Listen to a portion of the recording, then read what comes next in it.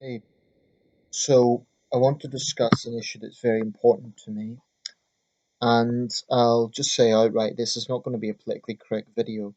So some of the things I'm saying, um, people may feel offended by, but I believe that the issues at stake are far greater than the sensitivities of people who don't like to hear what I'm going to say.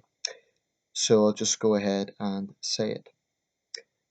The issue is about crime, and at the moment, we've got a bit of a debate going on in the UK about penal reform. Now, I do believe that there's a case for penal reform in this country, but I think the direction the debate is going, or at least some of it, is misguided. What I mean by that is there's a lot of focus on those on the, let's say, the left side of the spectrum, or perhaps liberal is a better word, because it's a bit of a myth that all left wingers are soft on crime. We'll come to that in a second, but those on the liberal side of the argument are very much driving at prison itself being a problem. Now, I don't believe that prison itself, as a concept, is a problem.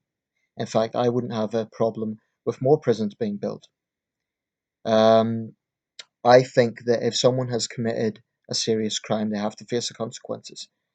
And there is a point when community sentences just aren't appropriate, especially if someone is committing crime over and over and over again and they're literally laughing at a community sentence. I'd also like to dispel the notion that just because a crime doesn't involve violence, we very often hear this expression, there's too many people in jail for non-violent crimes, but the insinuation with that is therefore just because it doesn't involve physical violence, it's trivial. It's something I utterly reject because you could have a situation, for example, where a con artist has frauded an elderly person of their life savings. That has happened quite a lot in this country. There may not necessarily be physical violence involved. He or she could have completely duped the elderly person, being all polite, and then said goodbye and went off to their fake company. Then the old person looks in their chest and it's all gone. And that doesn't involve physical violence. Now, can anyone honestly say a person like that should avoid jail? I don't think so. Everyone will then comment, say, oh, what a scumbag, and so on. But it's technically a non-violent crime. So I'm just saying that to point out that just because a crime doesn't involve violence, is it trivial? I don't think people should be in jail for avoiding their TV licenses. So perhaps there are some custodial sentences that are wrong. But there's also some people put on community sentences that they clearly should be in jail.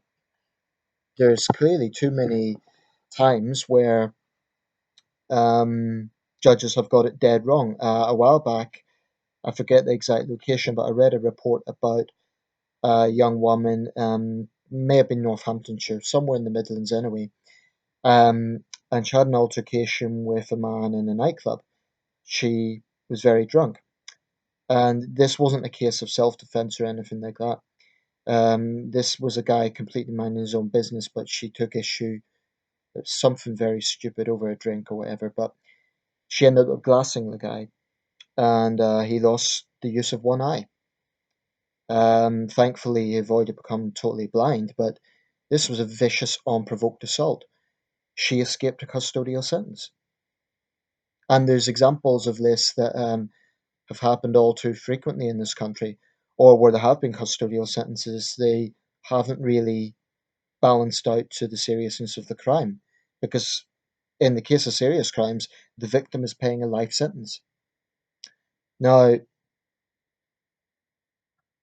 I regard myself as very socially conservative on crime, certainly in the context of the UK. In other countries, what is deemed as left, what is deemed as right on the crime subject would be slightly different. So I'm just going to focus on the UK. By British standards, I would definitely be seen as socially conservative. And that's not me describing myself overall. In other areas, I would be liberal, and I always describe myself overall as a centrist. But on the issue of crime, I don't mind calling myself a conservative because that's what I am. Not party conservative, but socially conservative. I am a staunch believer that if you make the choice to commit crime, you had damn well face the consequences. Simple as that. Now, what frustrates me, like I say, about this debate is that it is a lot of the rhetoric being used by those on the liberal side of the argument is about prison itself being a problem. And like I say, I think that's misguided.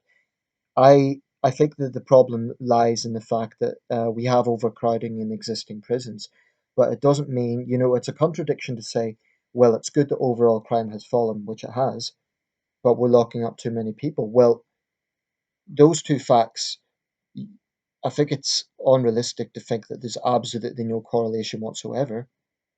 Um, it's true that we have a big problem with reoffending rates. That's, as David Cameron said, it's a national disgrace. But at the same time, that doesn't mean that prison itself is a bad concept. I don't think it is.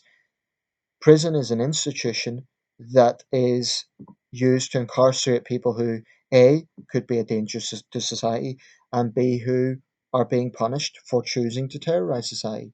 I think that's fair. Um, I don't believe in hellhole prisons, and this is a point. If someone is socially conservative on crime, it doesn't automatically follow that, well, oh, you're the flogging and hanging brigade. No, I'm not.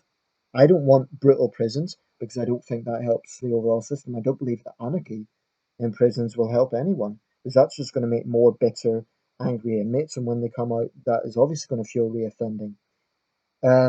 So I do believe in having humane conditions because I don't believe that the government nor society should reduce itself to what the criminal has done.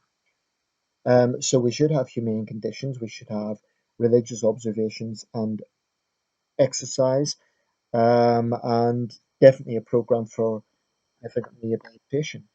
I don't believe in rewards for good behavior because it's, I don't believe, for example, in knocking a year off someone's sentence simply because they've done what they've been told to do.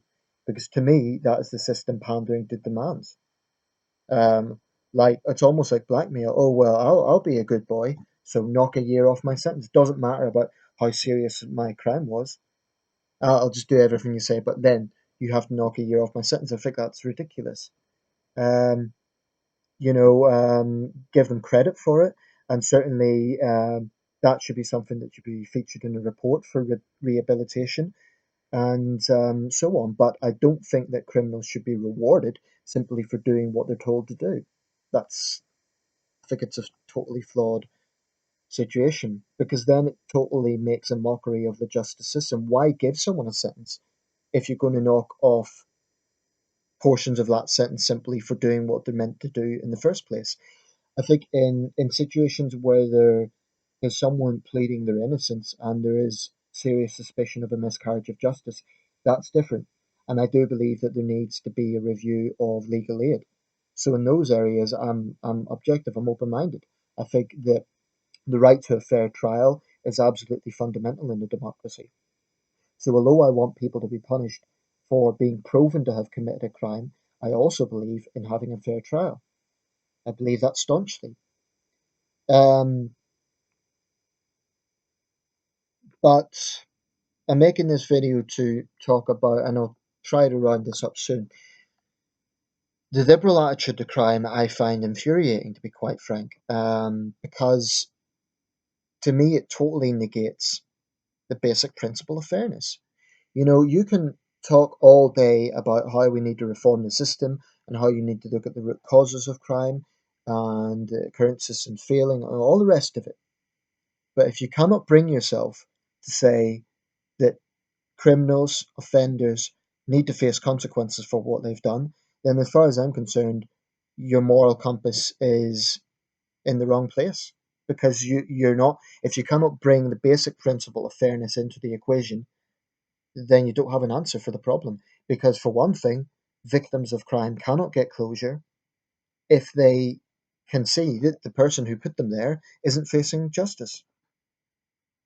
And there have been many, many examples of very serious crimes simply not getting the sort of sentence that merits the seriousness of the crime.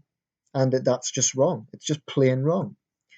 Um, so, yes, we need to fix the system. Yes, we need to look at how important rehabilitation is. I don't think that building more prisons is a bad thing. People will say that's totalitarian. I don't think so. Surely it's more inhumane to have overcrowded conditions. Now build more prisons, spread inmates out. That means it's an improvement in the living conditions in prisons. And this focus on prison numbers, I don't care if there's 86,000 people incarcerated, if they're there for committing crimes that warrant it. I really don't think there's any moral problem with that. Surely it would be worse a society that allows criminals to do what they want. And I think that's the real moral issue. Basically, criminals terrorizing people and not facing consequences for it. That's a much bigger moral problem to me than the prison population. 86,000 people is a lot of people, but don't forget we've got 65 million people in this country. So, as a proportion of the population, yes, it's the highest in the EU, but as a proportion of the overall population, it's not that high. Certainly not compared to the United States and some other countries. So, I think that there's things that people are avoiding in this debate. I mean, when they focus on prison numbers and they focus on the problems that the prison system faces, there's organisations like the Hard League for Penal Reform, which I have no respect for. It's based on a famous Victorian abolitionist. That's what he. No, no, he wasn't an abolitionist. He was a reformer. But the current organisation ultimately wants abolition, and that's one reason I have no respect for them, because they're dishonest. They say that they're a prison reform organisation, charity, whatever they call themselves, but they actually want total abolition of prison. And if you look at their website, their public statements basically back that up. So I think they're a disingenuous organisation, and I think that they are an insult to victims of crime. Because they're basically campaigning to stand in the way of justice, as far as I'm concerned. I just, I really find it hard to keep patience with people who cannot bring themselves to accept that where there is a crime, there has to be a consequence. That is not being reactionary. It's not a soundbite, because that's another thing liberals do. Whenever, whenever, for example, a conservative politician talks about, and I'm not talking about party conservative, they accuse Tony Blair of this. When a politician talks tough on crime, they say, "Oh, it's just a soundbite." Well, sometimes maybe it is, but I also think that it's about fairness. You cannot have justice without punishment. You can't. And if you're going to say then that punishment shouldn't be part of it, as far as I'm concerned, you don't believe in justice. If you don't believe in justice, then by extension, you believe in anarchy. So these are all very, very important issues. And I want a situation where people who commit serious crimes know that they are being punished. I want a situation where criminals are frightened of police. And I don't mean frightened in a thuggish sense, like, oh, they're going to be roughed up, but frightened of knowing that they will face justice when they're arrested, when they're brought before a court. At the moment, there's far too many criminals laugh at the system. But some of us have actually been through experiences that have a lifetime impact. I've been through it. I remember at 16 years old being frightened to leave my own home because I didn't know if I was going to be assaulted by a local gang. This is not a trivial matter. It has a very deep impression in terms of mental anguish, in terms of stress, loneliness. It's really something that I believe the likes of the Hard League can never understand because they don't try to understand. So I'll round it up there, but I'm not calling for punishment alone. That's another point I want to make. Although I strongly believe in punishment, obviously punishment on its own is fickle.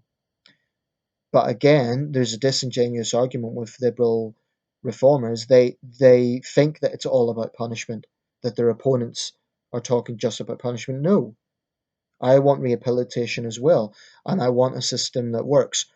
But they have to accept that punishment is part of it. If you think that there should be no punishment in the justice system, then your argument is morally bankrupt. And I cringe to think that we would end up with a system like that in Norway or Sweden. People will say they've low crime rates, but they also have a system where I've come across many victims of crime in Scandinavian countries, um, through testimonies on cyberspace, through their own reflections on the situation, who feel deeply, deeply angry that as victims of crime, they're second to criminals. It just so I've no time for the Scandinavian system, nor do I want to see like the system in some Southeast Asian countries where basically people are thrown into cages. I think that's also extreme. The UK, when we look at it, is not the worst system in the world, but we can definitely, definitely improve. We need a system that gives victims of crime some confidence, and at the moment, we've a long way to go.